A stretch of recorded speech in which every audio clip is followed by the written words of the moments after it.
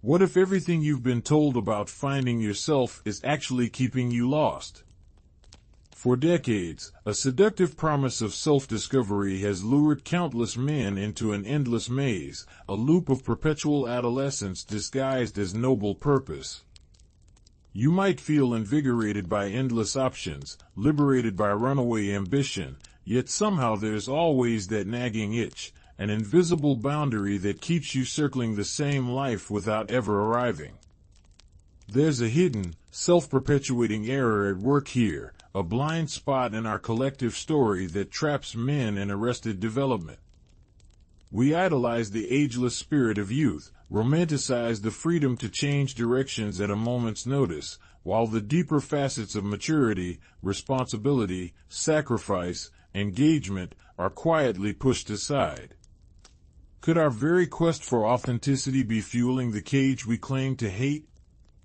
Imagine standing at a crossroads where one path promises eternal adventure, the other demands the courage to be anchored. Too many choose the former, intoxicated by the idea that adulthood is a set of shackles to break, rather than a garden to tend. But what if that runaway path is a cleverly camouflaged loop, replete with distractions that feel like growth but leave you spiritually withering? This paradox gnaws at the heart of a universal pain, restlessness masquerading as progress, excitement camouflaging fear. Every new city, job, or relationship is a fresh thrill, yes, but it seldom resolves the restless whispers inside. Those whispers are telling you something fundamental. There's a price you haven't paid, a lesson you haven't learned, an inside job you're avoiding. Let's call this predicament by its name, the comfort of perpetual youth versus the unknown terror of genuine maturity.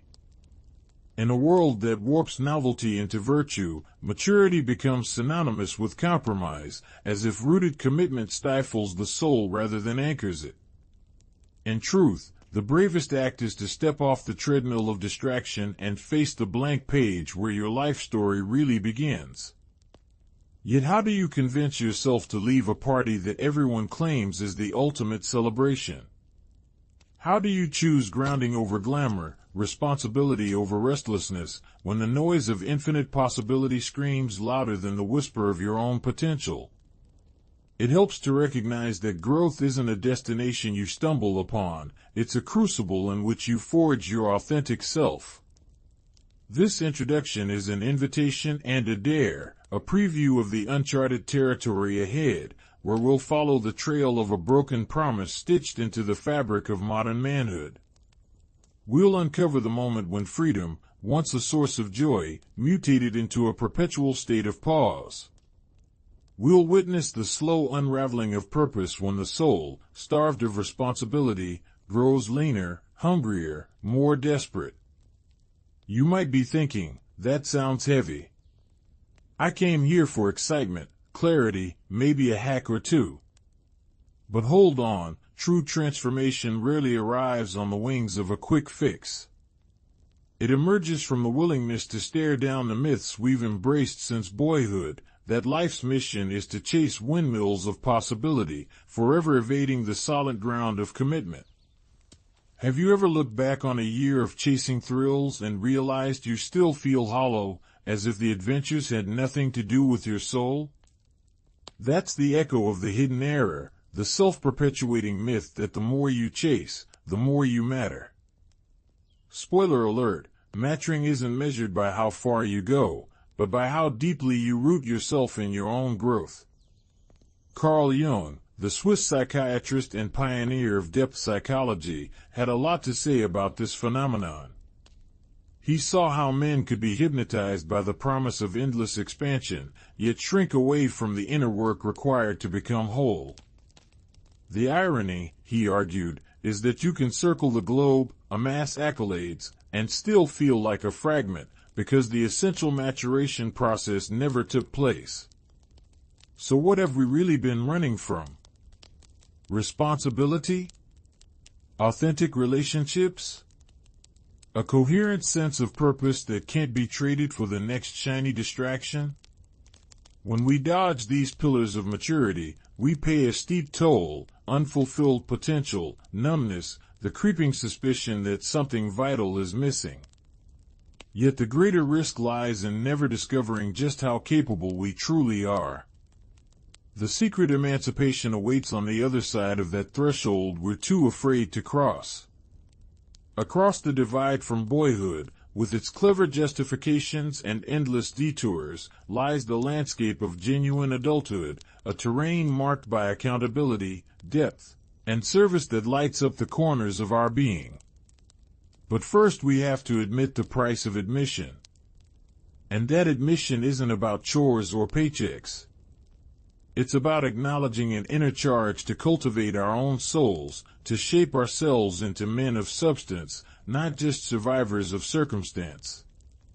It's about realizing that growth demands sacrifice of the comfort we cling to, of the illusion that life should always feel effortless, of the belief that we're exempt from the messy work of becoming. Pause for a moment. Does your restlessness feel like freedom? Or is it the panic of avoiding your own evolution? Do you confuse busy, hopping from novelty to novelty with actual progress? If you're honest, you might see the same pattern playing out again, every fresh start eclipsed by the old ache that never left. That ache is your true guidepost pointing you toward the hidden error. In the chapters ahead, we'll dissect this myth layer by layer. We'll delve into the alluring trap of endless freedom, the ego's hunger for applause, the unseen chains of unresolved childhood wounds, the banishing of our shadows, and the lost rituals that once guided young men into maturity. Each revelation will bring you closer to dismantling the error that's kept you wandering. But before we plunge in, consider a simple, unsettling possibility. Maybe the safety you've felt in perpetual youth isn't safety at all, but a slow drift into insignificance. Every detour that feels like liberation might just be another tether disguising itself as creativity, spontaneity, or exploration. Not every path labeled growth leads you forward. This may feel like a harsh diagnosis. Yet every genuine cure is preceded by honest assessment. Think of it like pruning a tree. You have to cut away the dead, the diseased, even the branches that seem healthy but block the light, if you want the tree to thrive. Your soul needs that ruthless trimming too, so it can finally bear the fruits of wisdom, resilience, and deep fulfillment. Ask yourself, what myth are you clinging to as a badge of honor, that in truth is the very thing that honors you less? Is it the myth of the invincible bachelor, the relentless ladder climber, the lone wolf that never asks for help? Each is a seductive story, whispered by culture and ego alike, promising distinction while quietly siphoning our vitality. And here's the twist: the more we buy into these myths, the longer we delay the moment when we finally become the kind of men we secretly admire, men who can navigate life's storms with composure, men who can love fiercely and lead wisely, men who can leave a legacy brighter than the flicker of a fleeting thrill. Picture a life where your restlessness is transformed into devotion, where every challenge you face sharpens your character instead of dulling your spirit. Imagine uncovering an inner authority that doesn't require validation from social media, a purpose so rooted that no wind can uproot it. This isn't some distant utopia. It's the natural result when you stop running the same circuits. Here's your first invitation. Sit with the unease stirring in your chest right now. Recognize it not as a problem to solve with another app, influencer tip, or weekend workshop, but as a signal, a flare calling you to wake up, to stop autopiloting through the same loops. That restlessness is a whisper from your deeper self, demanding to be heard. You've been told that freedom is the highest good, yet perhaps the truest liberation comes when you willingly embrace limits, limits of commitment, of ownership, of loyal service to a vision greater than yourself. Confront that paradox. Only when you choose boundaries can you experience the most profound expansion. This journey won't be easy. The allure of the comfort zone is cunning, the voice of fear insidious. You'll need more than brute wool, you'll need rituals, community, and guides to point the way. Yet the prize is immense, a self forged in fire, a life of integrity, a sense of arrival that no adventure can match.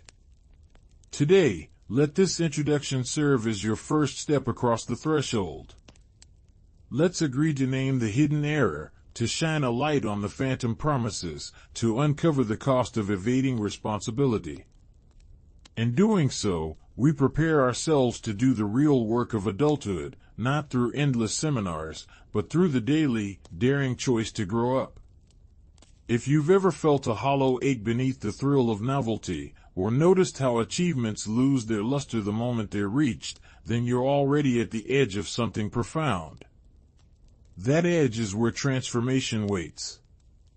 Lean in. Don't shy away from the abyss of genuine change. Instead, let its gravity pull you toward the self you were meant to become. Soon, we'll reveal how Jung dismantled society's most deceptive myth, exposing the spiritual cost of eternal youth and lighting a path toward authentic maturity. We'll see why letting go of carefree immaturity isn't a loss, but a radical reclamation of your power. The journey will challenge your assumptions, surface hidden wounds, and stretch your heart in ways that only deep growth can. You don't have to be perfect to begin. You just have to be willing to stop hiding behind stories that no longer serve you. Admit that you're curious, even hungry, for a more coherent, integrated self. That curiosity is your compass, pointing you toward a richer, more meaningful life that transcends the limits of superficial freedom.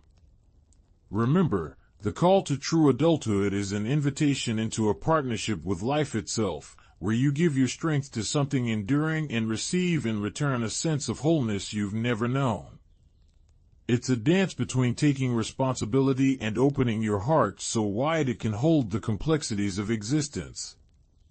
So, if you're ready to tear down the hidden error that's been keeping you stuck, to feel the exhilarating terror of stepping into something real, you've come to the right place. Brace yourself for deep reflections, provocative questions, and radical insights that will challenge you to evolve beyond the endless boyhood you thought you cherished.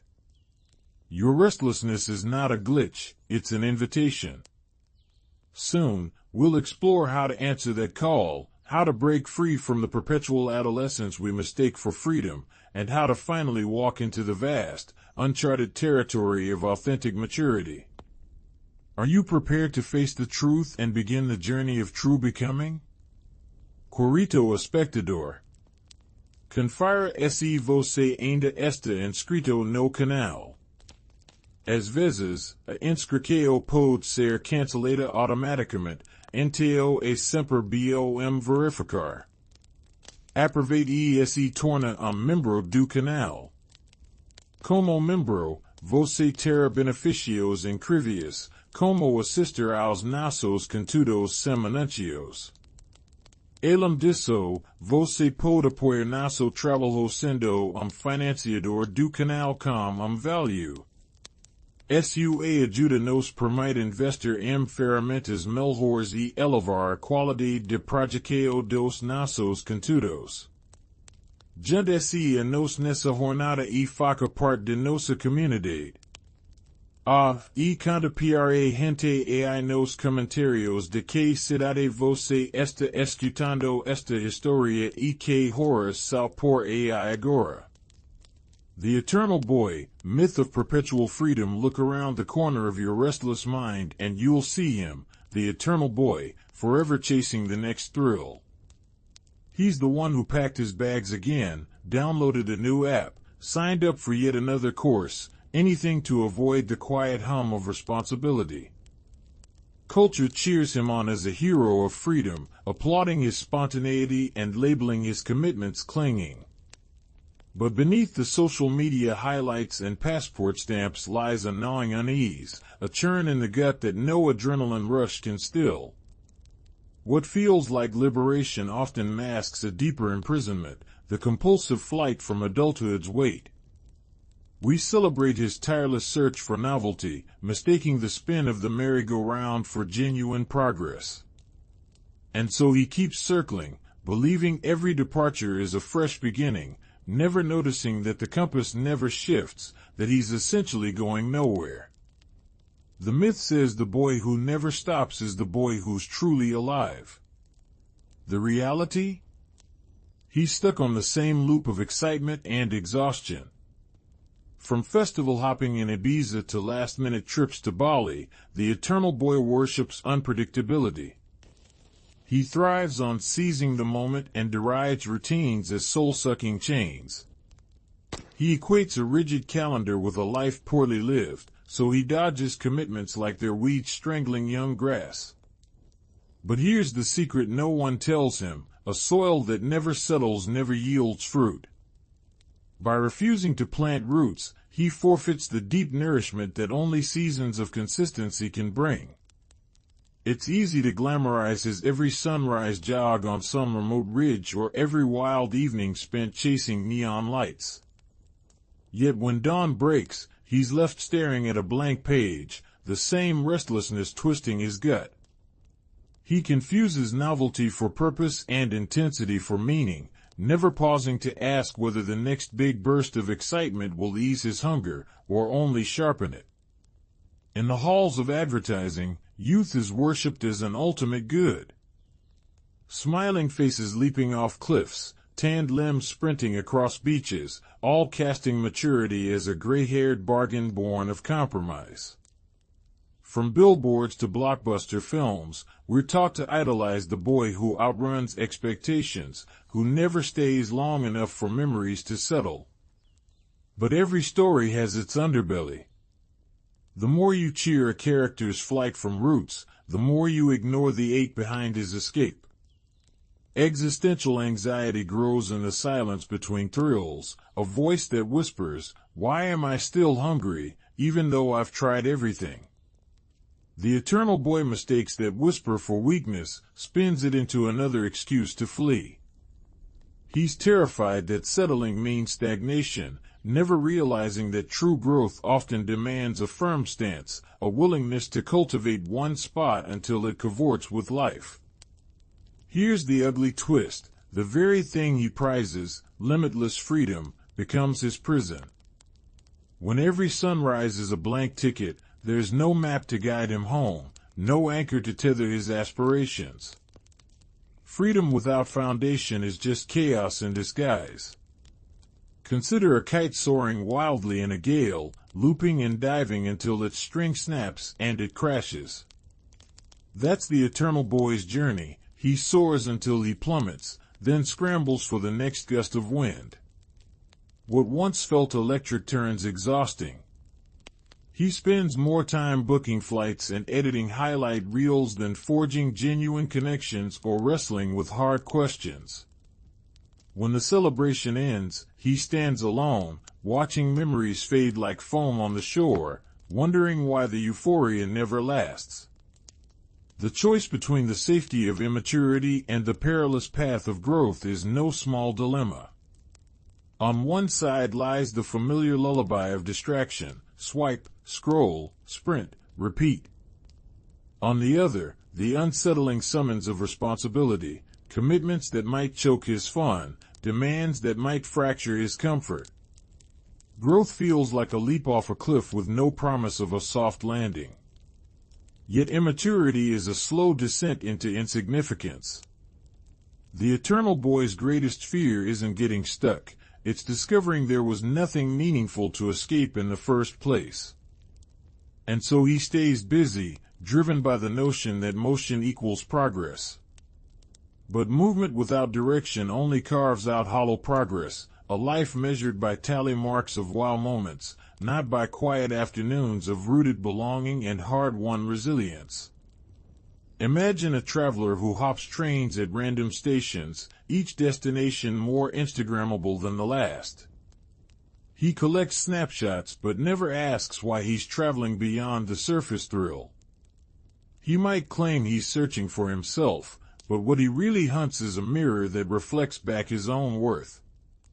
Every remote beach he visits, every mountain summit he stands upon, they're just backdrops for a performance.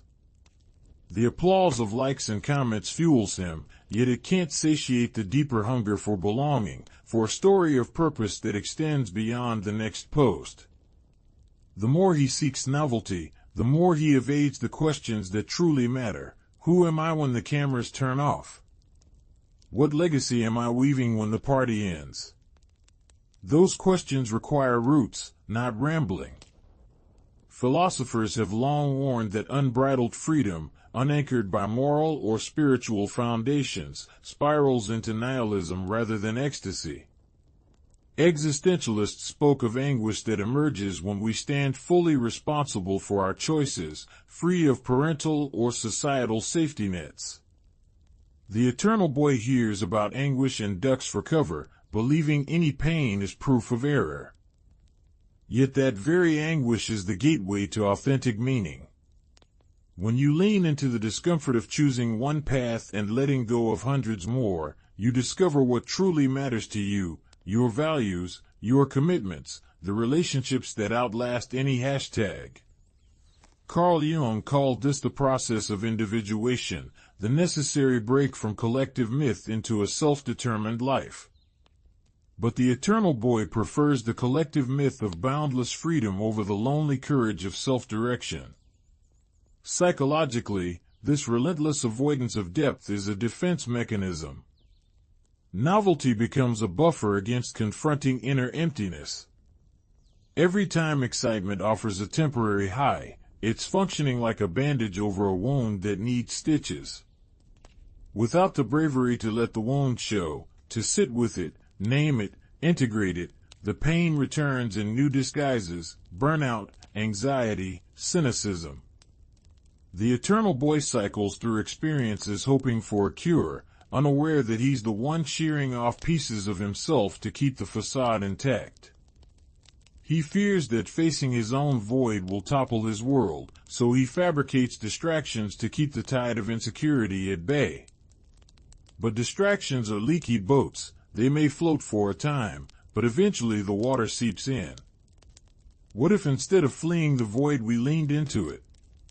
What if the restlessness we call itch or wanderlust is actually a signal demanding attention, a siren song guiding us toward what we've neglected, our own growth, our own commitments, our own pain and potential? Imagine planting a sapling and then tending it through each season. Some years are harsh. Storms bend its branches, drought withers its leaves. But every trial strengthens its roots, teaches resilience, and yields fruits you couldn't have dreamed up in a drought of novelty. The same is true of our inner lives. Firmness of purpose, guided by rituals and commitments, nurtures a strength that no whirlwind adventure can match. The proposal here isn't to shun joy or abandon curiosity. Rather, it's an invitation to recalibrate, to seek depth over width, to trade scattershot thrills for a devotion that grows richer over time. It means choosing tasks and relationships that might feel binding at first but reveal themselves to be the very source of freedom. It means letting go of the myth that every no to an invitation is a theft of opportunity, and instead honoring the yes you make to something, or someone, worth your fullest presence. A life well-bodied can accommodate wonder and spontaneity. The difference lies in building from a foundation strong enough to support both. Pause here for a question. Where in your life are you trading something that truly matters for an easy dopamine hit? Which relationships have you kept at arm's length because deep connection feels too risky? What projects have you abandoned at the first sign of resistance in favor of easier pleasures? Those choices reveal the chains beneath your freedom. Recognize them not as moral failures, but as invitations to step off the treadmill. Each time you honor a commitment, no matter how small, you're tightening the anchor that will hold you steady in storms. Each time you stay instead of flee, you're planting roots that will bear fruit when you least expect. The trap of perpetual youth whispers lies. that boundaries are shackles, that depth is dull, that to mature is to die a little. And yet depth is where life's juiciest flavors unfold. Responsibility isn't a prison sentence, it's an initiation into a richer existence. The eternal boy fears that once he takes on weight, he'll lose buoyancy. Ironically, those who willingly shoulder responsibility discover an elevation far higher than any cliff dive. When you commit to something, be it a craft, a person, a cause, you tap into a reservoir of purpose and pride that sustains you when the initial thrill has passed. You become the kind of man who doesn't just drift but drives, who doesn't just pass through life but shapes it. As the sun sets on this exploration of the mythical eternal boy, remember that fun only becomes a prison when it's the only game in town. True liberation arises when you choose a direction and refuse to waver through every distraction that demands your attention. That choice might feel terrifying at first, like stepping off a ledge without a clear view of the landing, but it carries the promise of discovering a landscape you never thought to explore, the quiet wilderness of your own committed heart. Where will you let your roots reach? What commitments will you honor, even when the world tempts you to flirt with novelty instead? Next, we'll expose the age-old myth that underpins this endless adolescence and reveal how the hunger for external applause only tightens the chains of immaturity. And now we turn our gaze from the whirlwind of perpetual youth to another equally seductive mirage, the notion that public applause and social accolades are the yardstick of a man's worth. You've felt it yourself, hands clammy when a post doesn't land, chest tightening when a promotion slips through your fingers, that silent dread when the next crowd's cheer doesn't come. It's as if you're performing on an endless stage, forever awaiting a standing ovation that never fully satisfies. The more you chase the spotlight, the dimmer your own light grows, until you're left staring into a mirror you barely recognize. There's a magnetic pull and external validation that kicks in early: childhood report cards, parental praise, the first round of high fives from classmates. From there it snowballs. Grades become trophies, grades become degrees, degrees become titles. We learn to measure ourselves by the sum of external nods rather than by the quiet contentment of inner approval. But applause, by its nature, is fleeting. It's a gust of wind in your sails, one that can vanish the moment the crowd turns its attention elsewhere. And when that wind dies, you find yourself floundering in open water, desperate for another puff to propel you forward. It's a trap finely honed by our social media age. Notifications ping like Pavlovian bells, and we scurry to answer, offering more content, more hooks, more lines cast into the vast digital sea in hopes of a few more fish. But each fish is smaller than the last, the bite less thrilling, until you're reeling in minnows while yearning for marlin. You start to wonder, am I creating because I have something to share, or because I need to earn the next dopamine hit? The blurred line between passion and performance begins to erode your sense of purpose, leaving you oscillating between pride and panic. Here's the cruel irony: the more recognition you harvest, the more it fuels an insatiable thirst. Acclaim becomes a lodestar that drags you in circles: more followers, more money, more titles, each new summit promising a wider view, but delivering only a dizzying vertigo. You scramble higher, but the horizon retreats just out of reach. Meanwhile, the ground beneath you grows alarmingly thin. Every accolade scooped up is like borrowing satisfaction you'll have to pay back with interest, because external praise is a loan shark in disguise, generous at first, ruinous in the end.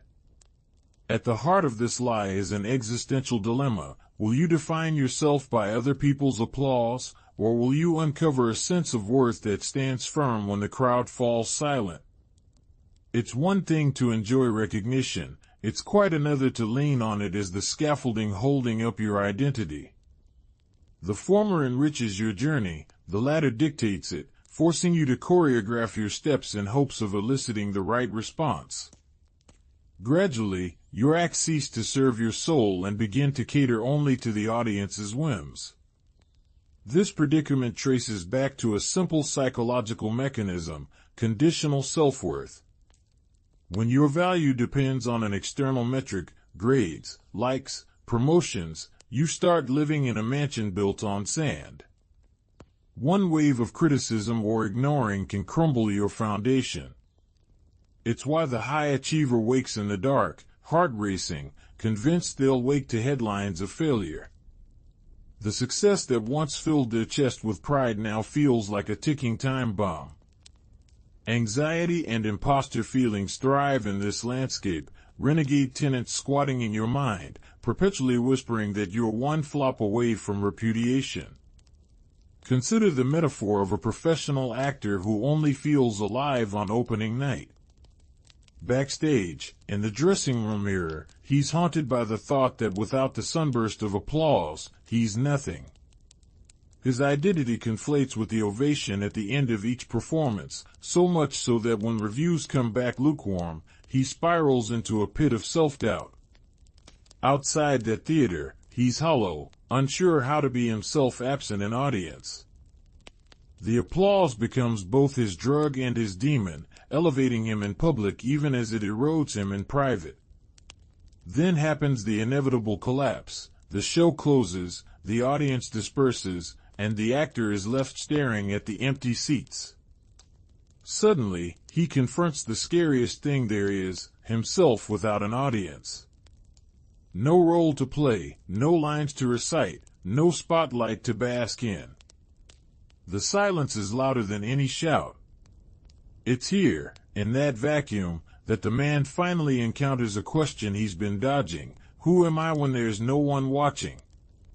It's a terrifying moment of revelation, but also the doorway to the kind of authenticity that applause can never purchase. Philosophers and psychologists have long pointed to the pitfalls of living for others' approval. Viktor Frankl wrote about the will to meaning as the antidote to the will to pleasure or will to power, arguing that true fulfillment springs from aligning with inner values rather than outer accolades. Abraham Maslow placed self-actualization at the summit of his hierarchy, a state reached when individuals transcend ego-driven needs to pursue a life rooted in creativity, morality, and personal growth. These thinkers remind us that chasing applause is like pursuing shadows. You never catch them, and they leave you colder with every grasp. The story of Narcissus springs to mind, a man so enamored with his own reflection that he neglects the world around him until his obsession consumes him. In modern terms, our reflection is measured in vanity metrics, follower counts, titles, certificates. Each mirror glance can enthrall us, but when that mirror cracks, we're left with shards and scars. The challenge, then, is to break the mirror deliberately, or at least step back from it, and learn to cultivate an internal gaze that sees you as worthy before any crowd ever gathers. Shifting from an applause-hungry existence to one grounded in self-recognition isn't an overnight magic trick. It requires dismantling the false narratives you've been fed since childhood, that your worth is proportional to your achievements, that love is conditional upon performance, that rest comes only after the next milestone. You have to ask yourself, what if I'm enough right now, without proof, without highlight reels, without that round of applause? What if the truest standing ovation comes from within, when you pause, breathe, and affirm your own worth? Imagine replacing the anxious scroll through comments with a few minutes of quiet reflection, where you acknowledge your efforts, forgive your mistakes, and recommit to your values. It's a ritual of self-affirmation that doesn't rely on external flags or flashy trophies. Over time, this practice builds a reservoir of self-respect that buffers you against the highs and lows of public opinion. When criticism comes, it doesn't hit you like a freight train, it nudges your armor, which you've painstakingly forged through your own compassionate gaze. Real-life transformations abound. I once knew a former corporate executive who, at the pinnacle of his career, sensed a gnawing emptiness. He'd climbed the ladder until he could see the horizon, yet felt trapped in a golden cage of status. He traded in his tailored suits for a small community garden, not for Instagram glory but for a chance to feel soil in his hands and grow something real. The harvest wasn't measured in likes, but in the simple delight of fresh produce and the steady rhythm of seasons. He discovered that nurturing life felt far more validating than any boardroom victory. That shift didn't come without resistance. Guilt, shame, fear, they all staged protests. "You're throwing away everything you worked for," said the voice of external validation. "How will people respect you if you're not climbing the corporate ladder?" he wondered. But each day spent tending seedlings reminded him of an overlooked truth: respect is a two-way street that starts with self-respect. When he treated himself as worthy of care and attention, others naturally mirrored that stance, offering respect not because of his title but because of the integrity he radiated. So here's an invitation to pause and take stock. Which masks have you been wearing to earn approval? Is there a form you slip into when the right people are watching? Are you curating your life to fit a narrative that isn't yours, all to ensure the applause keeps rolling in? Those masks serve a purpose, sure. They've protected you, won you praise, kept you afloat. But they're also barriers between your true self and the world. Every time you drop a mask, you carve out a little more room for genuine delight, sorrow, curiosity, and courage. It's understandable to fear that stepping off the performance treadmill means fading into obscurity. Yet here's the twist: the quieter your need for applause becomes, the louder your authentic voice grows. When you no longer chase the crowd's cheers, you're free to follow the whisper of your own convictions. You begin to say no to projects that deplete you, yes to relationships that nurture you, and, most radically, I am enough without reservation. That proclamation doesn't please everyone, but it honors the only verdict that truly matters, your own. As we pull back the curtain on this hero's folly, notice how the pursuit of external validation has quietly intertwined with your sense of self. It masquerades as motivation, prods you into performance, and whispers that your value is negotiable. But value isn't a market commodity, it's a living quality that blossoms when rooted in authenticity. The challenge is to cease trading your being for the currency of applause and to instead invest in the capital of self-approval. The final step in this chapter isn't a triumphant finale but a question posed like a torch in the dark. Are you ready to stop measuring your worth by the world's yardstick and start calibrating it from within? What would happen if you allowed yourself to perform just for the sheer joy of your craft, to lead just for the love of those you serve, to love just for the love of loving, without asking for validation in return? The shift won't be painless, but it will be elemental, a return to a more visceral, unfiltered way of being. Up next, we'll illuminate the silent partnership between dependency and shame, tracing how unresolved needs for approval can become chains that bind us long after we think we've outgrown them. Stay with that question: what happens when the applause dries up and you're left holding your story alone? The answer will lead us into the hidden wounds of dependency, where the next layer of immaturity patiently waits. The womb of dependence, escaping the inner father he lingered there, and the half-light of his own psyche, tethered to a voice older than his own breath. That voice, part comfort, part condemnation, echoed with the cadence of childhood: "Don't rock the boat, stay small, you're not enough." It was the inner father, a phantom ruler born of early instruction and unspoken expectations, cloaked in concern but wired for control. Most men never realize they've never truly left his embrace.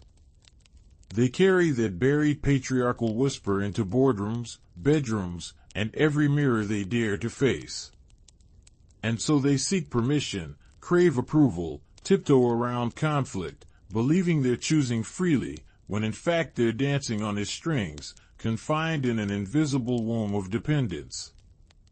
Imagine a man negotiating his own dreams as though petitioning a committee. He rehearses every ask, weighs every risk, adjusts his tone to avoid a rebuke that never actually arrives. Yet he feels the sting of imagined criticism sear through his confidence in unguarded moments. That's the hallmark of the father wound, a voice that wasn't earned, but internalized. It shapes decisions long after the original hand has let go. Whether his father was distant, overbearing, indulgent, or silent, the imprint remains, a map of limitations that tells him where to step lightly, how to shrink, where to stay stuck. This hidden inheritance permeates every relationship. He flinches at direct feedback from a partner, bristles at a friend's suggestion, or retreats into passive aggression rather than risk a real, messy conversation. Meanwhile, he wonders why intimacy feels so elusive, why every negotiation feels like a trial he's destined to fail. The answer lies in that unexamined bond to the inner father, an archetype Jung described as both guide and jailer. When we live under its undiscovered reign, we never truly claim adult agency. We live as dependents in the kingdom of our own upbringing, fearing independence more than compromise. Carl Jung warned that unintegrated father figures become tyrants of the soul. They whisper that loyalty to origins trumps loyalty to self. We mistake their voice for wisdom, though it often bristles with the chips and bruises of our parents' fears. The psychological mechanism is simple. Early authority figures cast long shadows over the developing ego. Left unchecked, that shadow morphs into an internal judge, replaying old criticisms until we accept them as self-evident truths. We perform a daily ritual of submission, lowering our gaze before ambitions, softening our edges in conflict, abandoning passions at the slightest sign of resistance, never realizing we're appeasing a ghost. So what does this mean in practice? It means handing over the steering wheel of your life to someone who's long since departed. It means asking permission to go after your own desires. It means sacrificing your voice at the altar of an outdated blueprint. And it feels safe, because familiarity never feels risky. Yet safety, like stagnation, dulls the spirit over time. It's the slow poison of a limp handshake, a deflected gaze, a dream deferred.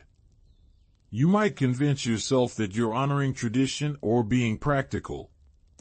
Really, you're deferring your own becoming to the ledger of other people's expectations. What if that protection is the greatest threat to your freedom? What if the womb you've been nesting in is suffocating your potential? The paradox here is brutal. The apparent sanctuary of dependence conceals a trap so snug you don't notice the ropes. Every soothing refrain of "you can't" tightens a noose around initiative. Every gentle warning not to rock the boat adds another layer of armor against spontaneity. Before you know it, your life becomes an echo chamber of inherited constraints, and the real you, bold, curious, untamed, whimpers in a corner, doubting even its own heartbeat. Breaking free requires 2 acts of courage, naming the inner father's voice, and severing the cord that links him to your choices. First, you must learn to hear him clearly, like an uninvited guest whose whisper you once treated as gospel. Notice when hesitation feels less like caution and more like compliance.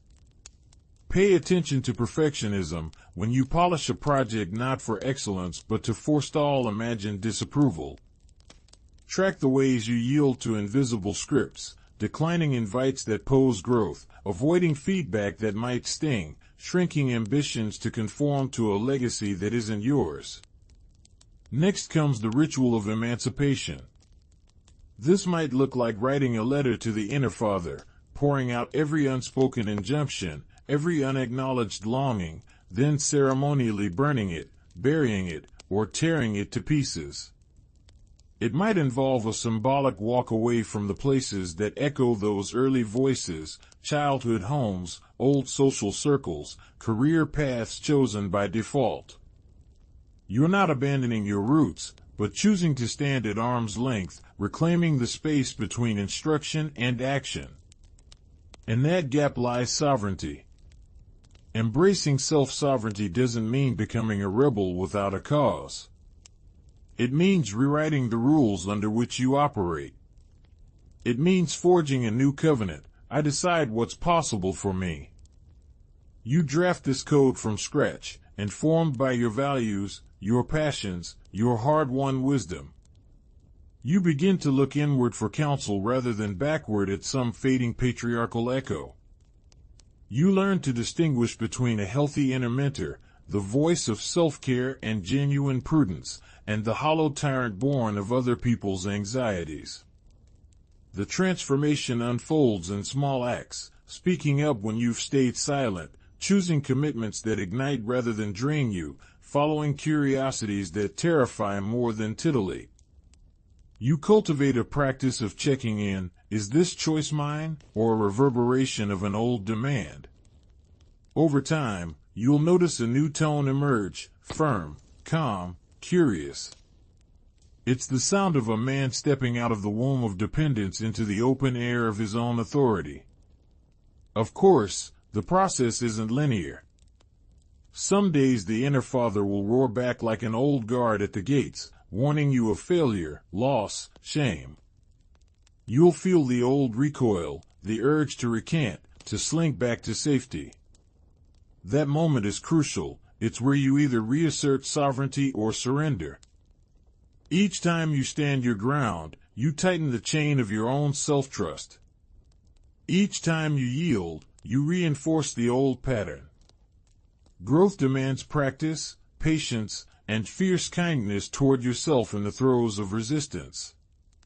Consider the man who avoids confrontation in his marriage because his father's silence taught him that conflict spelled disaster. He keeps his needs buried, hoping peace will spawn connection. Instead, he breeds resentment in both hearts, creating a stifling domestic tense that chokes intimacy. It takes naming that avoidance, tracing it back to childhood living rooms where tough talk was punished with withdrawal, and then practicing honest dialogue around the dinner table.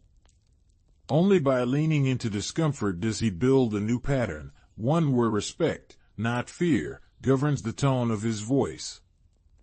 Or recall the professional who perpetually seeks promotion yet never feels satisfied, because the only approval he ever craved was his father's nodding head at the end of a long day. When he finally acknowledges that workaholism as a misguided quest for affirmation, he can step off the treadmill. He replaces hours at the office with experiences that speak to his true self, mentoring a young apprentice, learning music, volunteering. Slowly, external measures of success lose their intoxicating power, and he finds a more authentic rhythm rooted in intrinsic motivation. Your own story may be different, but the pattern is the same. An unexamined loyalty to someone else's blueprint holds you back. The solution is radical yet simple. Remove the old blueprint from your pocket, unfold a fresh one that you've drawn yourself, and step forward with intention. Write your own preface. Author your own chapters. Embrace the uncertainty of self-defined purpose rather than the brittle comfort of inherited roles. As you claim more of your agency, you'll also find a deeper empathy for others trapped in their own parent-bound cages. You might become a guide, sharing the tools of self-sovereignty, inviting friends or family to join you in the ritual of liberation. In doing so, you elevate your own maturity into a collective act of transformation, because breaking the cycle of dependence isn't just personal work. It's a gift to anyone who's ever sought permission to be themselves. Right now, take a moment to sense where in your life you still live out your parents' expectations. Is it in the career path you defend, the commitments you avoid, the mask you wear when love gets too close? Notice how that loyalty feels in your body. Is it tightness around the chest, a hollow in the stomach, a quickening of the pulse? That sensation is your inner barometer, pointing to the exact spots where the cord needs cutting. Keep that awareness with you as you continue. The journey ahead will require you to meet the inner Father face to face, to challenge his ancient decrees, and to claim the kingdom of your own becoming. It won't be painless, but the pain of breaking free is a small price compared to a lifetime spent echoing a voice that was never truly yours.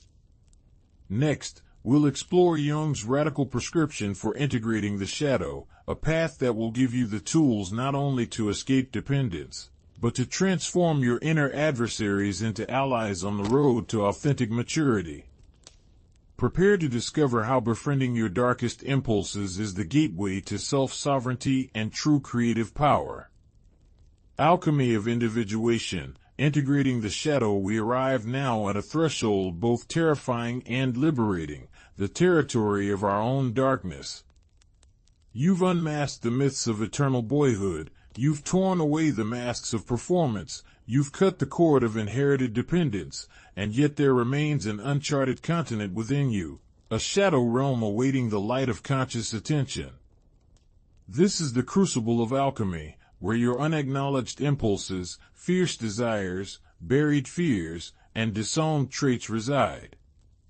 Denied, they shape your life from behind the scenes. Embraced, they become the raw materials for wholeness. The universal ache here is simple yet profound. We loathe our own shadows, so we live in partial selves, unconsciously driven by the very aspects we refuse to admit. In modern culture, the shadow is seldom spoken of. Instead, we're sold the fantasy of spotless selfhood, of seamless confidence, of untroubled success. Be all you can be, the slogans intone, without warning that all includes the ugly, the unsettling, the shameful. We internalize this half-truth. To be whole, we must be perfect. Yet perfection is the opposite of integration. Jung taught that what we deny in ourselves, anger, envy, greed, lust, doubt, doesn't disappear, it festers, driving projection and neurosis. The more we insist on our flawless image, the more we unwittingly hand our power to those very traits we refuse to admit. Consider the man who prides himself on calm rationality yet sneers at anyone who fails to measure up to his standards. Beneath that veneer lies a shadow of contempt, a scorn born of his own unlived creativity and expression. By rejecting that contempt, he denies that part of himself that once felt rage at injustice, that once burned with a fierceness to protect or to create. Now he channels it outward, criticizing colleagues, judging friends, suffocating relationships with his unrecognized edge.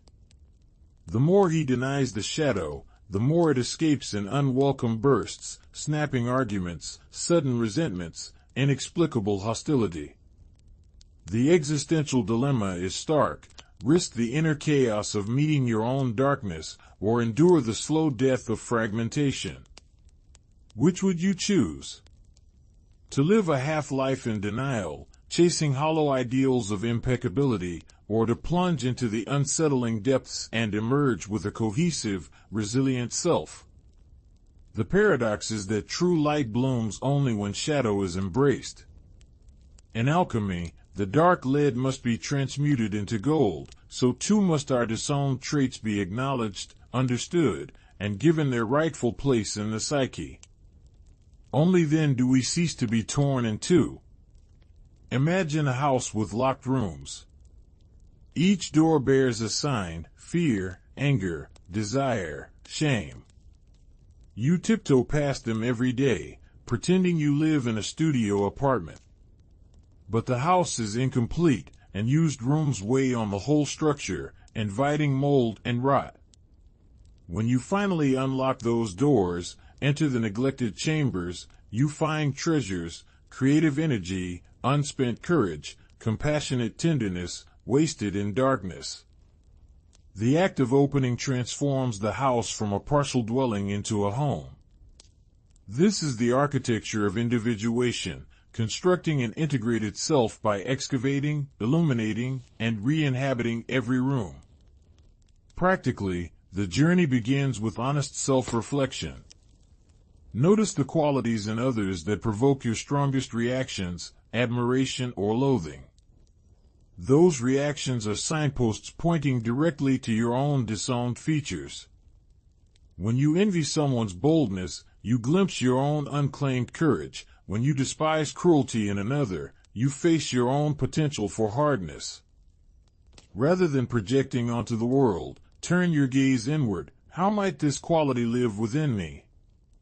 Under what circumstances does it stir? This isn't an exercise in self-condemnation but in curious discovery, a willingness to meet every part of yourself without judgment. Emotional tension rises as you confront shame. Shame whispers that acknowledging certain impulses makes you a monster. But think of shame as a warning light, not a verdict. It signals areas where fear has built a wall around your soul's treasures. By leaning into the discomfort, you diffuse the shame's power. Writing exercises help. Dialogue with your shadow. Draw it. Describe it in raw, honest detail. Speak in the first person as if the shadow has its own voice. I am your anger. You hide me because you fear I'll consume you. Yet when you suppress me, I explode in ways you regret. These rituals externalize what's internal, creating space for understanding and integration. Metaphorically, shadow work is like mining for gold in dangerous caverns. You need light, tools, a map, and a steady heart. You'll encounter cave-ins, moments when old traumas resurface as overwhelming floods of grief or terror. You'll feel tempted to retreat, to reseal the caves and pretend nothing happened. But the treasure is worth the risk. Each fragment of insight you salvage becomes part of your sovereign currency, self-knowledge that can never be stolen or taxed.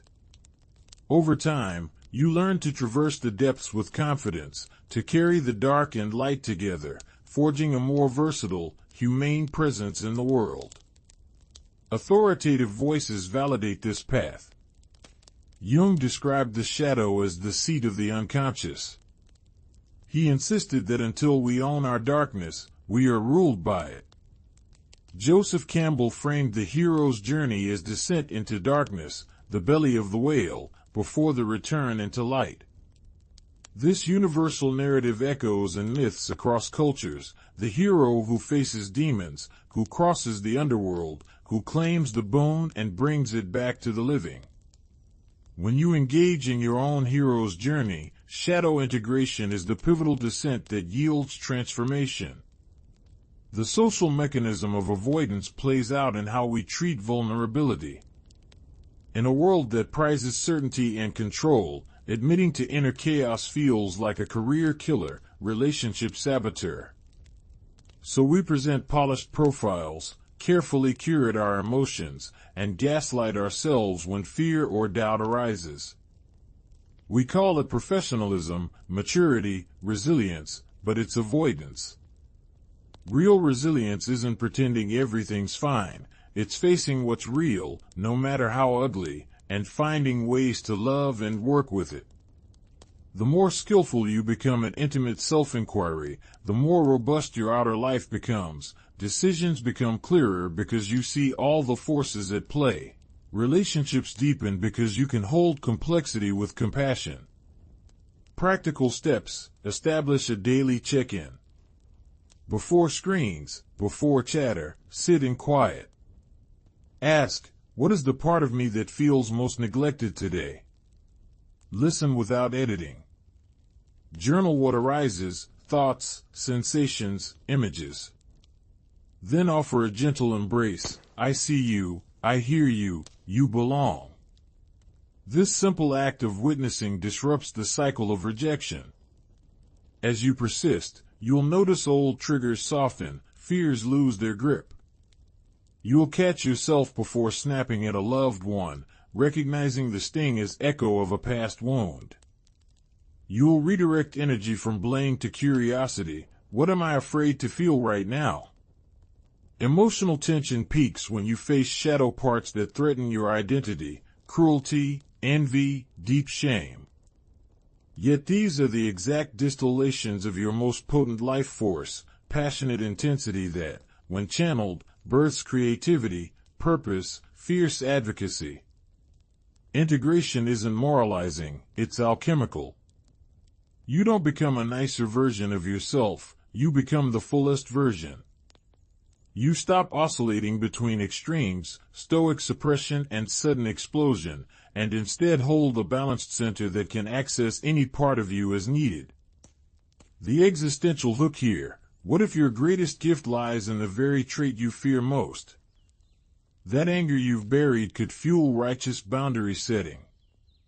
That lust you've shamed could become a vibrant zest for life that enriches every moment.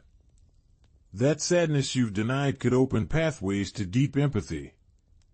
The choice is yours: remain fearful of your own power, or lean into it and let it refine you. Each day you avoid shadow work is another day your blind spots steer your life. Each time you embrace a dark part, you reclaim territory, extending the realm of your conscious sovereignty. Reflection beckons. Which parts of yourself are you still too afraid to meet? What impulses would you rather project onto others than face within? Notice where you stiffen at the thought of self-examination, where your mind races to distractions. Those are the borders of your uncharted land. Set aside shame, gather courage, and step across. Use whatever rituals speak to you: meditation, expressive art, therapy, dream analysis. Seek guides, mentors, or supportive peers who've proven their mettle in shadow work. Community can turn a lonely descent into a fellowship of explorers. You don't have to do this alone, yet you must do it honestly. As you integrate, watch how your relationships transform. No longer will petty slights trigger disproportionate fury. No longer will you recoil from conflict, fearing collapse. Instead, you'll engage from a grounded center, able to express boundaries, empathy, and vulnerability with equal ease. Creativity flows more freely when nothing is taboo. Decisions align more closely with your true values rather than fear-driven rules. Your compass, once erratic, becomes steady, guided by a full-spectrum self-awareness that harmonizes light and shadow. Here's the twist: integration isn't a final state but a continuous dance. You will revisit old shadows as new life circumstances arise, new facets of unconscious material will surface. But now you have a process, a practice, a willingness to explore. You are no longer a passenger to hidden forces but a navigator charting an ever-evolving map. Each integration cycle deepens your capacity for beauty, complexity, and true connection with yourself, with others, with life's mysteries. As the alchemy unfolds, you'll feel a growing restlessness, not the frantic kind of youth, but a calling to deeper tiers of growth. You'll begin to sense ancient patterns echoing beneath modern life, urging you toward rites of passage that honor the soul's cyclical transformations. Your inner alchemist will whisper, "You're ready for a new initiation, a communal ceremony to mark your emergence." That whisper heralds the next frontier, reviving rites of passage in a world that has forgotten their significance. In our next chapter, we'll step into the realm of ritual and ceremony, exploring how ancient initiations provided the structure and support men desperately need today. We'll see why fabricating arbitrary milestones only deepens the void, and how soul-honoring transitions can anchor you in authenticity, community, and purpose. Prepare to reclaim the ceremonies that mark true thresholds, a vital companion to the inner work you've begun. The path ahead calls you to embody the change you've unearthed, to step out of the shadows and into a circle of men committed to genuine growth. Rites of passage, reviving ancient initiations. There comes a moment in every man's journey when the inner work, the unmasking of myths, the severing of inherited cords, the embrace of shadow, begins to yield a yearning for something that transcends personal alchemy. You feel it in the hollow that no insight seems able to fill, a subtle ache for communal recognition, for a ceremony that acknowledges the crossing you've made and prepares you for the next. Having excavated your depths, you stand at the threshold of a new frontier, the realm of rites of passage.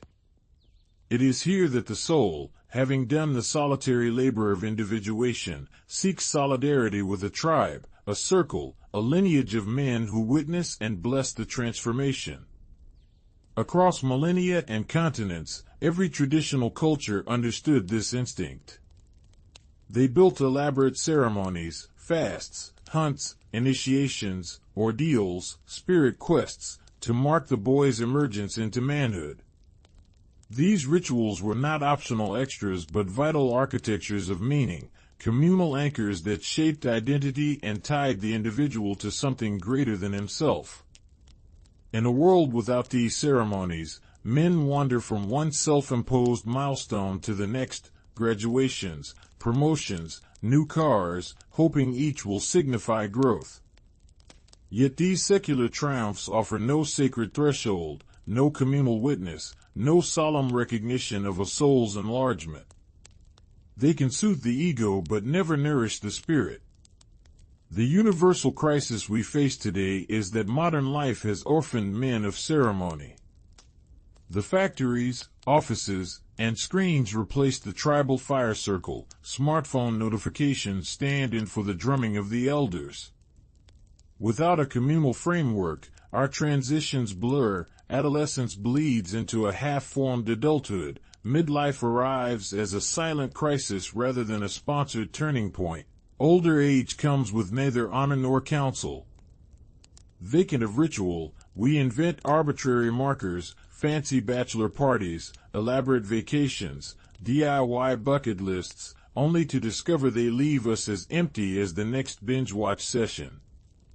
Psychologically, this absence of ceremony creates a liminal landscape of confusion. Anthropologists describe liminality as the space between selves, a doorway that demands to be crossed with guidance. Yet when we treat personal transformation as a solo project, we linger too long between stages. We neither shed our youthful patterns fully nor step into a robust adulthood. We hover in an existential no man's land, restless for meaning, prone to weariness and cynicism. Every new gadget, app, or self-help book becomes a placebo in the void where ritual once reigned. Imagine the rites that once accompanied comradeship, the father and tribal elders guiding the young man through a night in the wilderness, a test of endurance that woke his instincts, built courage, and carved him from boy into warrior. Each scar, each hardship, each whispered legend around the fire became part of his soul's tapestry. The community bore witness, through drumming, song, naming, song, ensuring that when he returned, he did so enfolded in recognition and bound by obligation to serve. That ceremony was his launchpad. It embedded him in a moral economy of reciprocity and purpose. Contrast that with the corporate leadership retreat marketed as an experience. Men are invited to climb rope courses and give elevator pitches, yet they emerge with business cards unchanged and hearts untested. The sponsors call it a rite of passage, but it lacks the crucible of genuine risk and the sanctity of communal vow. The only blood spilled is the ink on the expense report.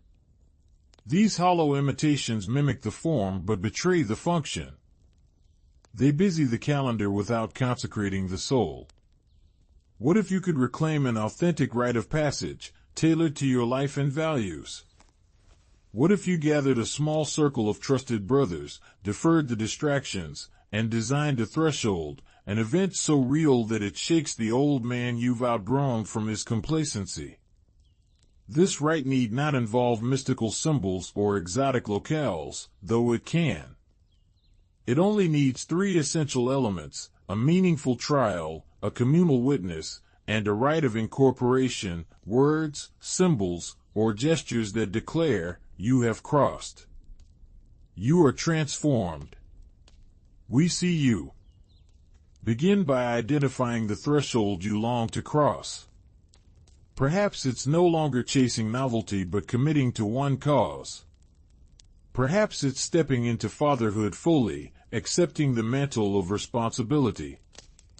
Maybe it's a vow to speak your truth in a relationship where you've hidden too long. Choose that crucible wisely. It should scare you, stretch you, and carry real stakes. Then summon men you trust to stand at the borders of that threshold, not to rescue you, but to observe and affirm. Explain your aim. Invite their counsel. Ask them to hold you to your vow.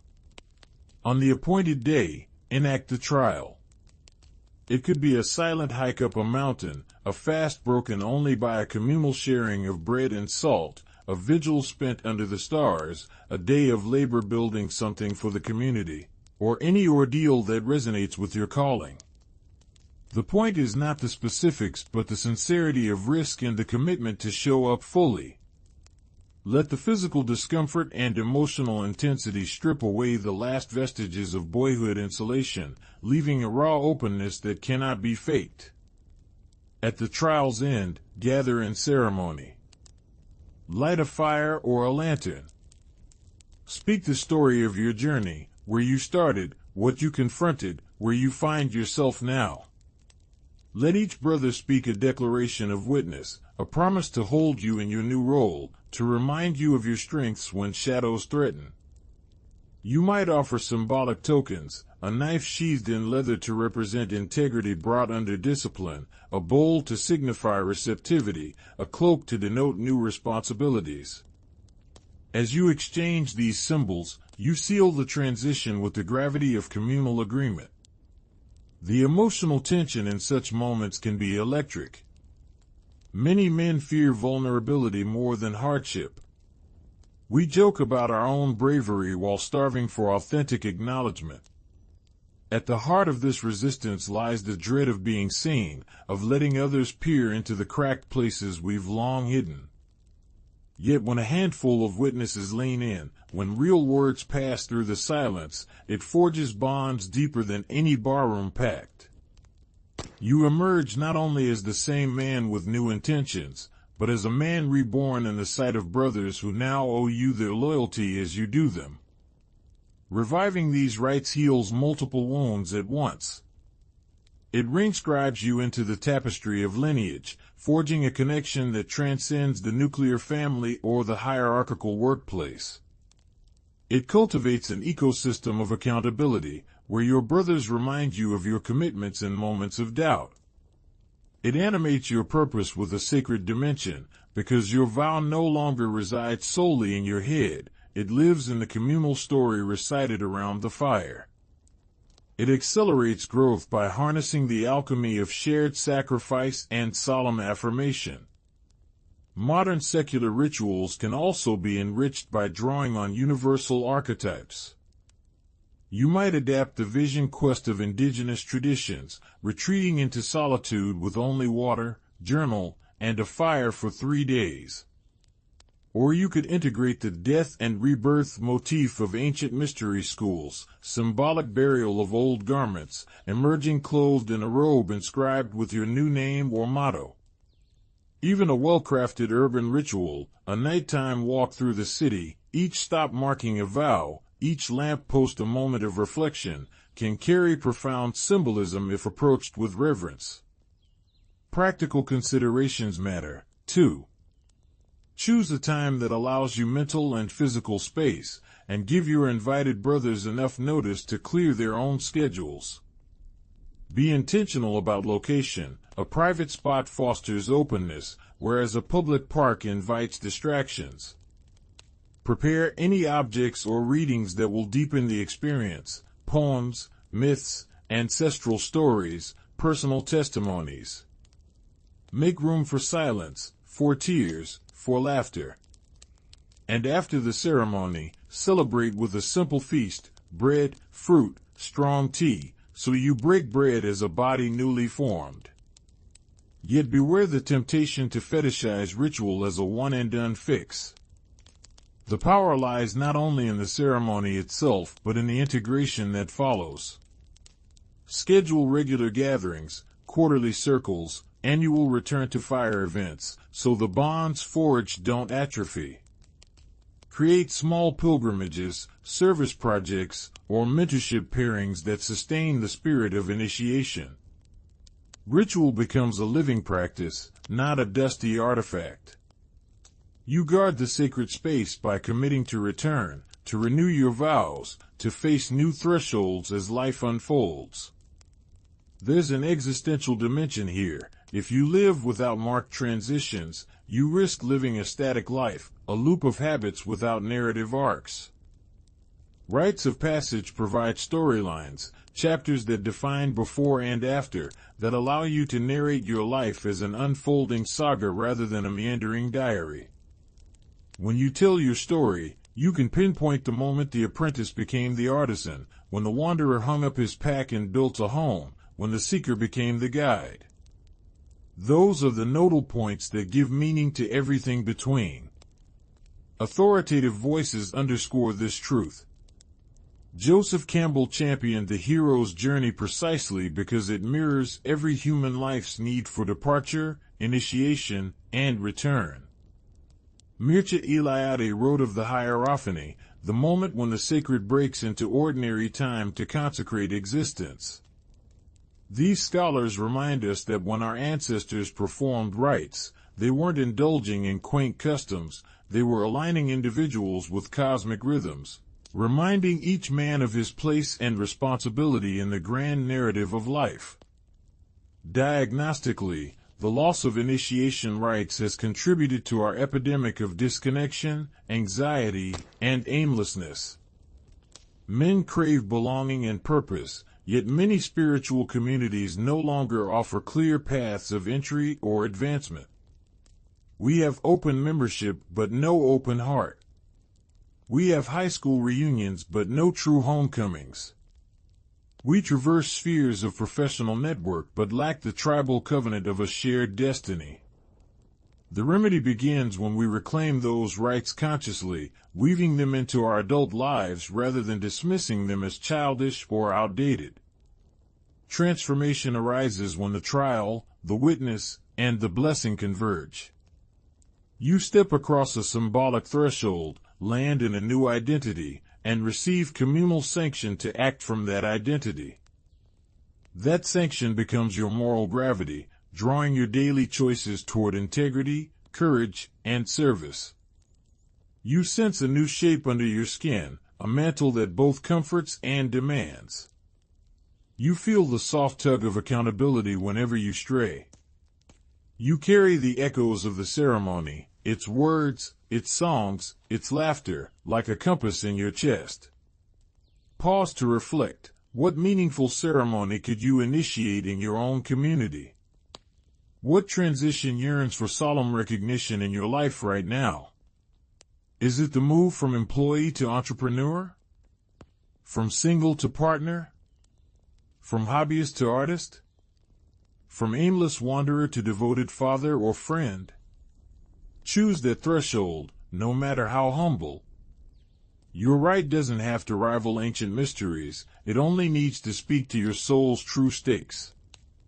As you plan that ceremony, embrace the tension between old and new. Honor ancestors, real or imagined, by invoking their wisdom. Acknowledge the collective yearning for belonging, while carving out space for your unique voice.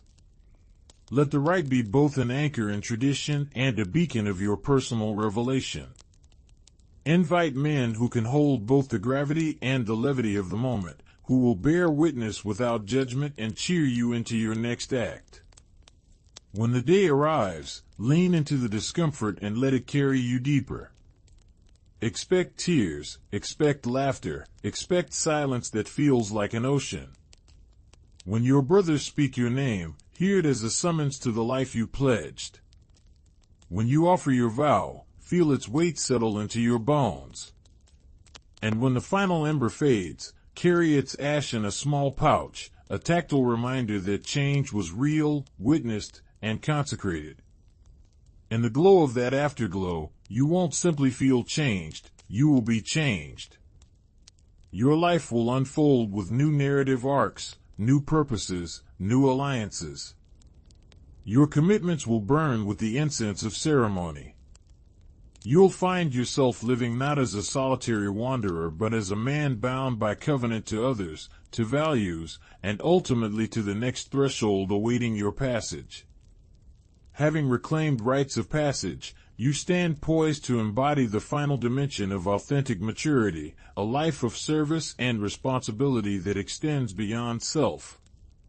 Next, we'll explore how stepping into sacred obligations, beyond personal thresholds, reveals the elder's gift and completes the arc from boyhood's myths to the legacy of true manhood. The elder's gift, service and sacred responsibility. There comes a moment, often unexpected, when the solitary architect of his own ambitions realizes he's reached the summit of success and still stands alone. He's chased promotions, accolades, the gleam of that next trophy title, only to find that the shine fades the moment it's mounted on the shelf. In that hush, a deeper longing stirs, the craving not for more applause, but for something that transcends individual achievement. This is the hinge upon which true adulthood swings, the recognition that life's richest currency is the gift you give, the lives you touch, the legacy you sow. The stage isn't the boardroom or the finish line. It's the open expanse of service, where purpose and responsibility entwine into a tapestry far larger than any solitary dream. At the heart of this realization lies a paradox. When you give your power away, you actually multiply it. A community organizer I once knew, let's call him Marcus, spent years scaling corporate ladders, chasing bonuses, only to discover that his greatest fulfillment arrived when he started mentoring disaffected youth in his neighborhood. He thought he was offering them a hand. In truth, they offered him something far more precious: renewed hope, fresh perspective, and an unspoken charge to steward change beyond his own belly. In pouring himself out, he found a depth of character no promotion could ever cultivate. The act of service became his rite of passage into the realm of elderhood, an initiation defined not by titles but by tangible compassion. Yet this leap into service demands a willingness to embrace responsibility in its most sacred form. It isn't a casual volunteer hour or a superficial nod to charity. It's a covenant, a promise to bear witness to another's pain, to stand in the gap when systems falter, to anchor your life to values that outlast your own heartbeat. Jung spoke of the archetype of the wise old man, a figure who appears in myths to guide heroes through crises, offering counsel born of hardship and insight forged in solitude. But that archetype isn't a distant myth. It resides in each man who chooses to set aside self-interest and step into the role of mentor, protector, and steward for something larger than his own story.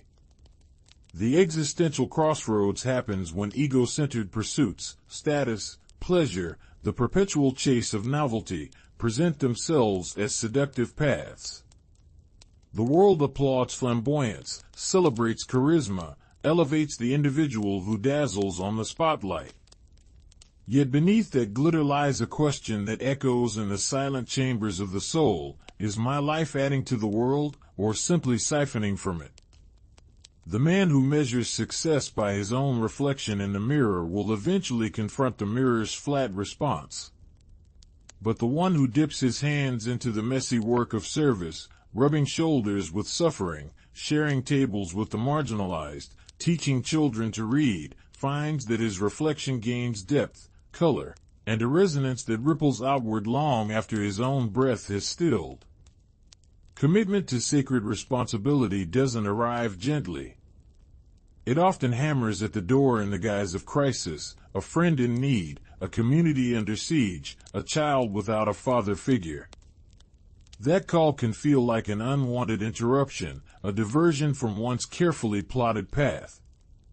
Yet what feels like a detour may be the very road that leads to purpose. There's a legendary account of a master craftsman who refused to build a modest bridge across a ravine until the townspeople begged him to share his design with them. "My bridge serves only myself," he said at first, "but if I build it for you, then it becomes part of your journey, part of your story." When at last he acquiesced, the bridge stood for centuries as a testament not to individual genius but to collective flourishing. Psychologically, the shift from isolated striving to generative leadership demands that you rewire your motivations. In selfish ambition, reward comes once, in the form of a promotion or a record-breaking sale. In service, reward is cyclical. Every life you uplift, every system you mend, sends you a silent thank you that reverberates through the corridors of your own being. This isn't a moral bribe. It's the human nervous system recognizing resonance, gratitude, and interdependence. Neuroscience even reveals that acts of kindness trigger dopamine and oxytocin releases, cementing the idea that our brains are wired not for solitary conquest but for collaborative thriving. Serving others inflames the very circuits that sustain our health, sanity, and sense of meaning. Socially, the man who steps into sacred responsibility becomes a node in a living network of mutual covenant. He's no longer an island but a bridge between disparate shores, economies and families, cultures and institutions, generations and possibilities. Take the story of Aisha's father, a single parent in a low-income neighborhood who made it his mission to transform an abandoned lot into a community garden. He rallied local leaders, taught children to plant seeds, and even organized weekend markets to sell the harvest. The garden became more than a source of fresh produce. It became a stage for community theater, a classroom for ecological stewardship, and a nexus of cross-generational mentorship. By owning responsibility, he reshaped not only a vacant space but the very soul of his neighborhood. But don't mistake service for self-sacrifice. True sacred responsibility honors the giver as much as the receiver. It recognizes that a burned-out martyr serves no one. You can't pour from an empty cup. This means setting boundaries, knowing when to say no to causes that deplete you, preserving time for rest and reflection, and discerning which responsibilities align with your deepest values. A friend of mine, a physician who leads medical missions abroad, learned this the hard way after pushing himself to exhaustion. He realized that his capacity to heal others hinged on a foundation of self-care, regular exercise, therapy, spiritual practice, genuine friendships. In honoring his own needs, he preserved the fire he needed to illuminate countless lives. The narrative twist here is that by giving power away, and trusting others to grow, lead, and contribute, you empower yourself. True leadership is not a fortress guarded against challengers but an open hall where voices echo in harmony. When you mentor a successor, you multiply the impact of your wisdom. When you delegate meaningful work, you cultivate innovation you could never imagine alone. Imagine a chandelier made of many crystals, each refracts light slightly differently, but together they create a constellation of brilliance. That's the alchemy of generative leadership, recognizing that your role is not to hoard the flame but to kindle sparks in others, until the whole hall floods with light. In committing to sacred responsibility, you also confront your wounds, pride, fear, shame, at their source. The man who fears failure avoids risky service projects. The man who fears rejection shies from authentic mentorship. The man who fears insignificance clings to transactional relationships. Service, by its nature, places you in vulnerable positions. You might fail, you might be judged, you might encounter suffering beyond your control. These moments become crucibles for humility, empathy, and resilience. You learn that failure is simply feedback, criticism a chance to adjust your course, and the suffering of others a mirror for your own empathy. Each test refines your capacity to love and lead.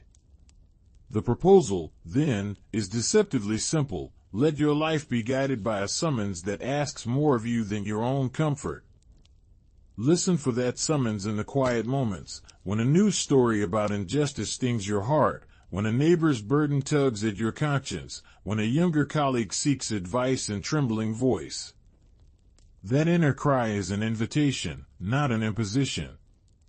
Responding to it doesn't require grand heroics. It starts with small gestures that admit, I see you, I care, I will stand with you. The small act of teaching a skill, of offering an hour of your time, of sharing your resources, plants a seed that can grow into a forest of transformation. Metaphors abound in this terrain. The shepherd who leads his flock through dark valleys, the gardener who tends soil for seasons before the first bud appears, the lighthouse keeper whose vigil births hope in storm-tossed sailors.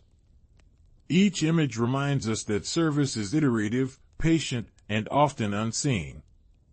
Few will cheer you when you plant the first seed. The real applause comes in the green shoots that unfurl months later, in the lives that bear the fruit of your commitment.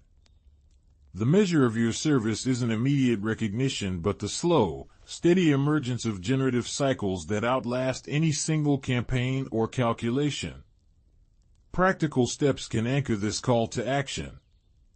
Identify one area in your life where you can assume responsibility for a gap: your family, your neighborhood, your profession, your spiritual community.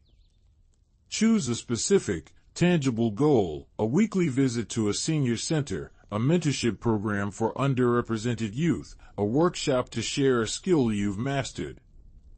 Set clear parameters, define your commitment, enlist a small circle of accountability partners, and schedule a time to reflect on progress.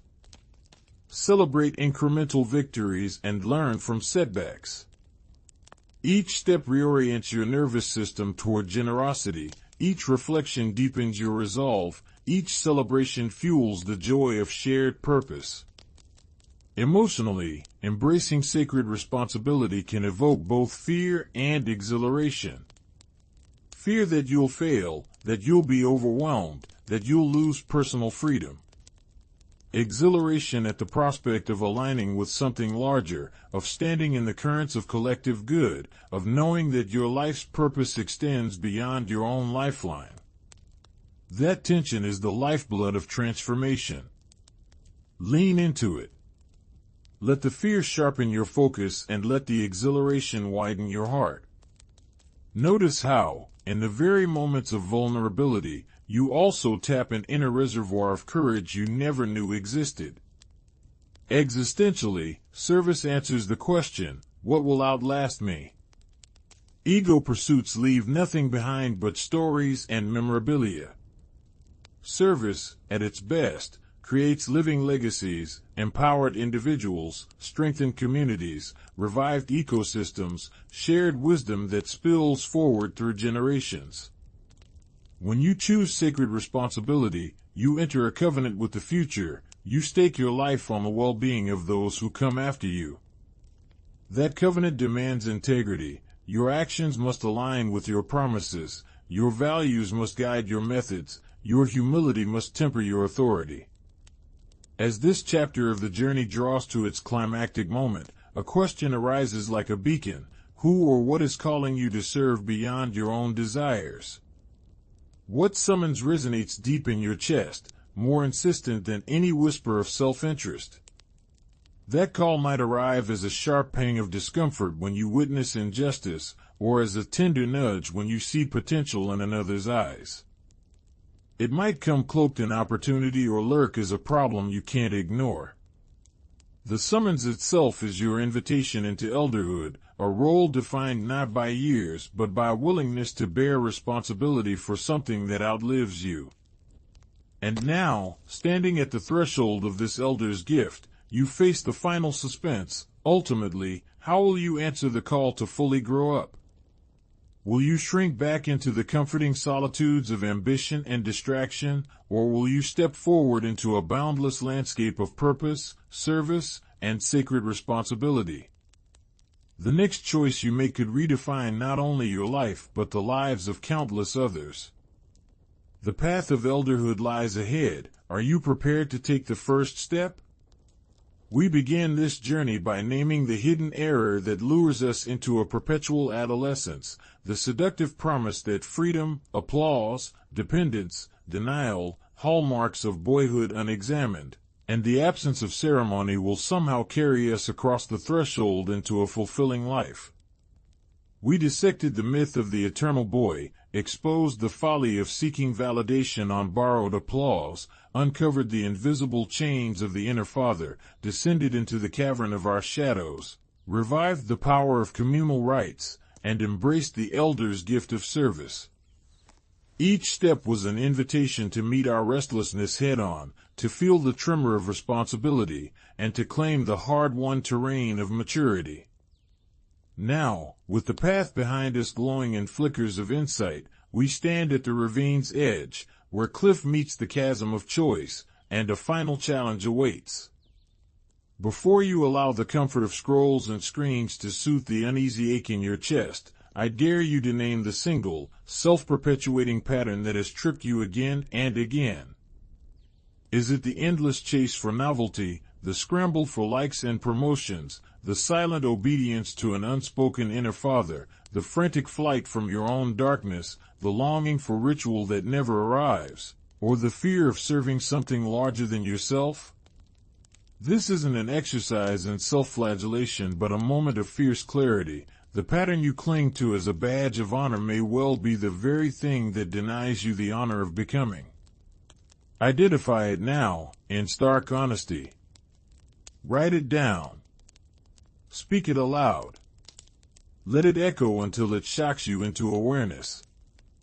That pattern, left unchallenged, will continue to siphon your vitality, dull your purpose, and starve your soul. One more detour, one more postponement of the man you were born to become. But recognition alone is not emancipation. Awareness demands action. Today, choose one concrete ritual or commitment that begins the unraveling of that pattern. Perhaps it takes the form of a 10-minute morning vigil before you touch your phone, a breath, a journal prompt that asks, "What pattern am I feeding today, and how will I refuse it?" Or maybe it's a weekly meeting you initiate with two brothers, nothing elaborate, just hot tea and open questions, where you each name one small vow and hold each other accountable. It could be as simple as choosing one relationship in which you've stayed silent, and making the call to speak your truth with compassion. Maybe you'll plant a sapling in your yard as a living testament to rooted commitment, watering it each dawn, embodying the very act of cultivation you've long avoided. Whatever form it takes, let it be real, let it feel risky, let it carry stakes that matter. This single act of naming and ritualizing your intention is the seed from which genuine growth will sprout. Imagine, just for a moment, that you honor this commitment for 30 days. Notice how the tremor of accountability sharpens your focus. Decisions that once slipped by unnoticed now register in your body. Feel the slow strengthening of your will as you choose presence over distraction, depth over dopamine hits. Observe how your relationships shift as your word becomes a vessel of integrity. Partners, colleagues, friends beginning to trust not just what you say, but who you are when you say it. Marvel at the way inner conflict gives way to coherence when you refuse to feed old patterns. This is the ripple effect of even the smallest act of courage. Your own alignment electrifies the atmosphere around you, inviting others to step into their own transformation. Carl Jung taught that individuation, the process of becoming an individual distinct from collective narratives, demands not only descent into the unconscious but also rebirth through integration of every facet of the self. By naming your pattern, you illuminate a part of the shadow that has driven you in the dark. By committing to a ritual that counters it, you create a rite of passage marking your emergence. By holding yourself accountable, whether through the witness of a friend, the scribble of your journal, the pulse of your ritual, you enact a micro-ceremony that echoes the ancient initiations we've lost. And by anchoring that fresh commitment in service, to yourself, to others, to a cause that resonates, you step fully into the elders' realm of generative leadership. You begin to give away the very power you once hoarded in fear, only to find it multiplied in life-giving ways. Consider how this embrace of Jung's wisdom could transform your world. No longer will your restlessness masquerade as freedom, it will become a beacon, guiding you toward rich soil where roots take hold. No longer will you calibrate your worth by external applause, you'll carry an internal compass of self-recognition that no crowd can eclipse. No longer will you shrink from the voice of your father wound, you'll hold space for your own authority to rise. No longer will your shadow puppeteers pull you into frantic loops, you'll befriend them, harvesting their energy for creativity and purpose. No longer will you drift in a ritual-less life, you'll consecrate your transitions with simple yet sacred ceremonies that mark your growth. And no longer will you hoard your talents, you'll pour them out in service, discovering that the elder's gift is not a place at a high table, but a humble offering that resonates across hearts and generations. Look around you, the world aches for men who choose this path. It aches for men who stand quietly in their own agency, who integrate their light and dark, who tether their ambitions to values that outlast their lifetimes, who celebrate thresholds together, who give generously of themselves. In stepping into true adulthood, you not only heal your own fractures, you become a living bridge for others still lost in the maze of boyhood's illusions. You shift the collective narrative from adolescence without end to a disciplined, courageous, compassionate maturity that reweaves the fabric of community. Your singular choice to dismantle one pernicious pattern today ripples outward, a line of dominoes that topples illusions and invites others to wake up. The practical call to action is simple yet profound. Pick up your pen, phone, or shovel right now. Declare your one pattern to dismantle, set the date and time for your first ritual, invite your witness, plant your seed, literal or metaphorical, and commit to nurturing it.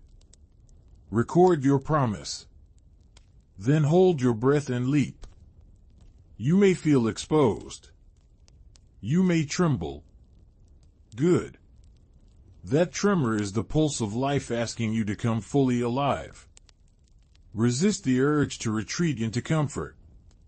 Instead, lean into the discomfort and let it forge you anew. As this conclusion settles in your mind, let a final question echo in your bones. When the crossroads appears, eternal boyhood beckoning with its sleek illusions of endless freedom, authentic maturity calling with its daunting charge of responsibility, which path will you choose? It is not enough to admire the view from the lip of the precipice. You must decide whose hand you'll take as you step forward, and what compass will guide you through the uncharted territory ahead.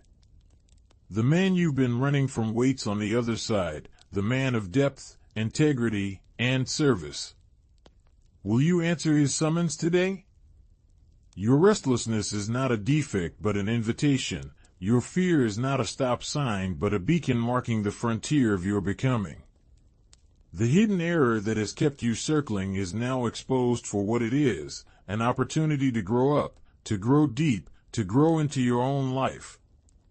The neighborhood of maturity lies just beyond the old patterns you've been feeding. You have within you the spark of transformation, the ritual seed, the power of witness, the gift of service. What remains is the choice. Name your pattern, sow your ritual, stake your claim, and step across the threshold. The life of authentic adulthood awaits. Will you walk into it?